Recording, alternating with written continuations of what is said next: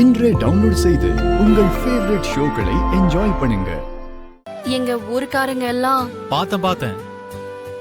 இங்க உனக்கு நிறைய ஃபாலோயிங் இருக்கு. ஊர் முழுக்க உனக்கு ஃபேன்ஸ் இருக்காங்க போல. ஊர்ல யாருக்கு எந்த கஷ்டம் வந்தாலும் நான் தான் முதல் ஆளா போய் நிப்பேன். அதனாலதான் அவ்வளவு பாசத்தை காட்டுறாங்க. இங்க எலெக்ஷன்ல நின்னா நீ தான் ஜெயிப்ப போல இருக்கு. அதெல்லாம் இல்லைங்க. வாங்க, நான் ரூம் காட்டுறேன். ஃப்ரெஷ் ஆகுங்க. ஐயோ, முதல்ல உன் உபசரிப்பு, பராமரிப்பு, நல விசாரிப்பு, அதுக்கப்புறம் தானே நானு. நான் தான் சாரி சொன்னேன் இல்லைங்க. உங்களுக்கு ஒரு விஷயம் சொல்லவா? நீங்க அங்க இருக்க மாதிரி உங்களுக்கும் எனக்கும் சம்பந்தம் இல்லாம இருக்காதீங்க. தாத்தாக்கு தெரிஞ்சா ஃபீல் பண்ணுவாரு. அப்படி ஆக்ட் பண்ண மாட்டேன்னு இங்க வரதுக்கு முன்னாடியே சொல்லிட்டேன்ல. நடிக்கலாம் என்னால முடியாது. ப்ளீஸ்ங்க, அப்படிலாம் சொல்லாதீங்க. இந்த ஊர்ல இருக்க வரைக்கும் என்கிட்ட கொஞ்சம் நல்லபடியா இருங்க போதும்.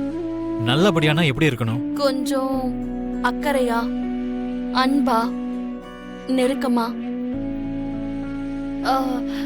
எனக்காக இல்ல, தாத்தாக்காக, அவரோட சந்தோஷத்துக்காக. வேற எதுவும் நான் கேட்க மாட்டேங்க. ப்ராமிஸ். அக்கறையா, அன்பா, நெருக்கமானா இப்படியா?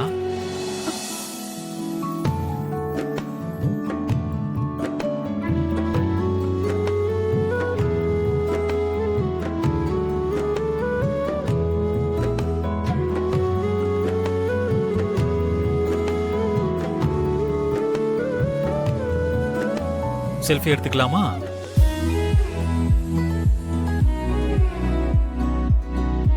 அங்க பாரு.